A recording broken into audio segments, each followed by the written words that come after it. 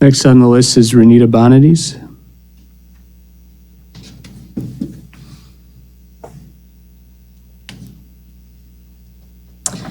Good evening, Renita Bonadies. After sitting almost 2 hours of a facility assessment presentation on Friday afternoon, I'm still not sure the vote tonight is just a facility assessment contract. The groups mentioned working with Omni Tech as the strategic planning firm, but are there redundant services in these two contracts? Member Craig asked some good questions when trying to figure out the fee structure of an RFP. In the February 20th, 2023 agenda packet, the request for proposal for Barton Malow was included for the public to review before the board that night. There are a lot of if this, then this scenarios that go on in these proposals. It's a bit challenging to figure out what the bottom line might be under the various scenarios and outcomes of the bond vote and subsequent involvement of the firms. The RFPs that were presented at Friday's meeting were not in the agenda packet, so I sent an email to Assistant Superintendent Bruton over the weekend and asked if they could be made public this morning. That way the public could see the terms, presentations, and costs associated with each of the three proposals. I received no response to my email. I know I can submit a FOIA to get this information, but why is that always necessary?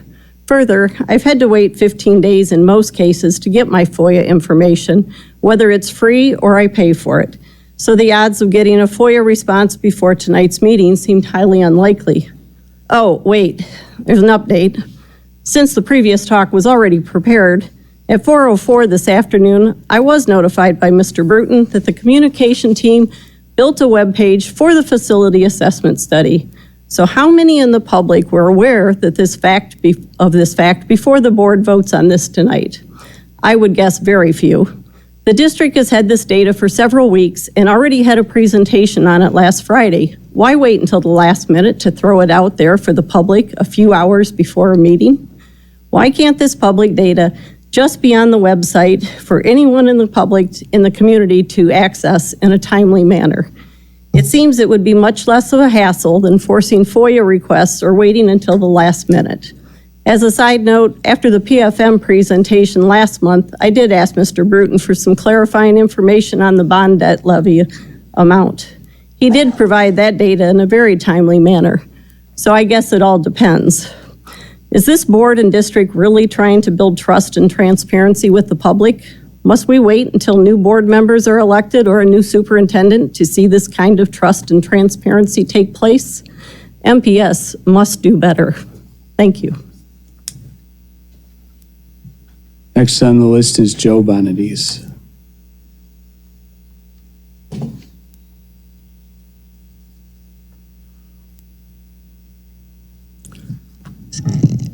Hello. Transparency. Once upon a time, the email addresses for each board member were listed on the website. Now there is one composite board email, so I have no way of asking a question or giving information to an individual board member, nor do I have any knowledge of who else may be on that distribution list. Many of the elite comparison schools have individual contact information. Moving on. My wife and I had a chance to watch the September board meeting from Missouri. PFM was well coached, hit all the legal definitions of accounting practices, and was very smooth, but did not actually provide critical information. The idea that because you have paid in enough principal to cover the short-lived items, buses and computers, may be best practice from a 10-year mark from an accounting perspective, but the original money used to buy that stuff was part of the total bond debt, and you are still paying interest on that money for 20 years, whether you bought the buses on the first day you got the money or 9 years later. Principal payments do not go to a line item on a project. It goes to the entire obligation. PFM also said it was okay for the board to have extra money in their bond accounts for contingencies. Never gave an amount.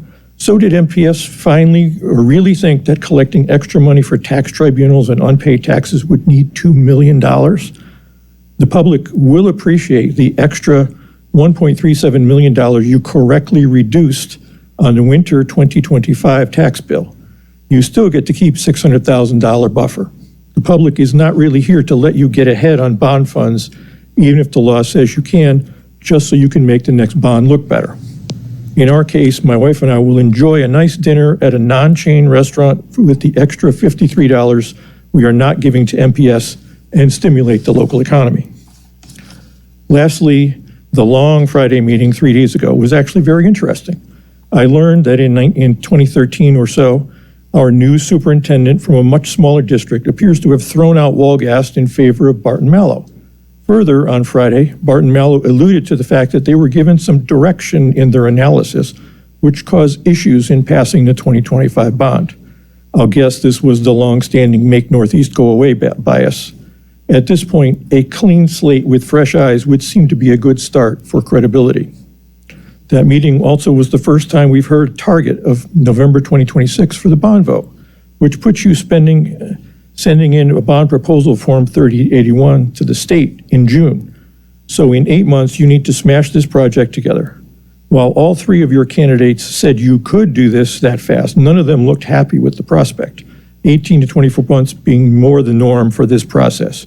We don't want another begrudging push because you have to. A delay would be preferable to a second crash and burn. Thank you. For requests to address the board. First on the list is Don Hinkle.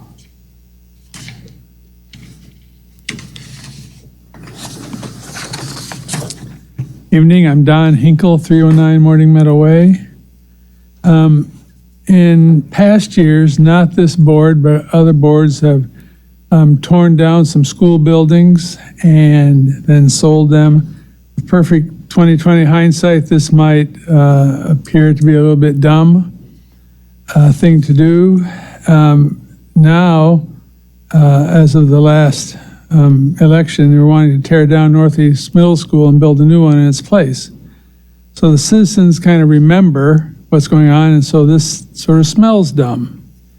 So my quick analysis of this is that there are only 4 given facts for this area.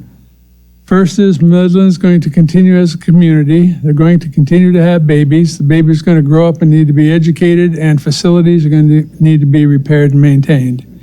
Everything else is what's called a swag.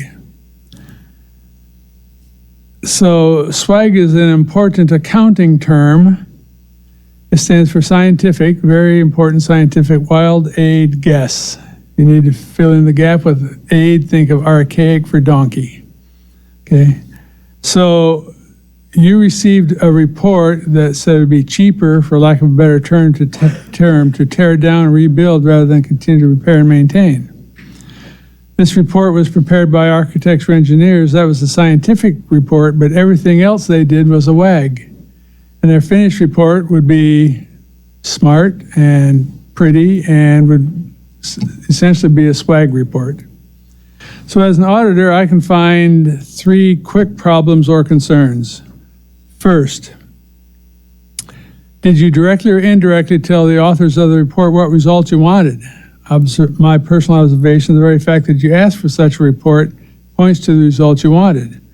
Second, for inflation purposes, what interest rate did they use? And was it the same for both computations? Was there any kind of creative accounting that allowed for different interest rates? And third, over what period of time were the numbers computed? So if you have a new building, let's say it has a 70-year life, or how long did you compute repairs and maintenance? And if you did 35 years, that's not apples to apples. That's apples and oranges, because you're going half life on a new building and out to about 110 years on an old building. So this whole idea of tearing down and rebuilding is kind of like telling me it's cheaper to tear down my home and rebuild it than it is to repair and maintain it. So this doesn't pass the smell test or the pit of the tummy test or the common sense test, and to my mind needs to be rejected.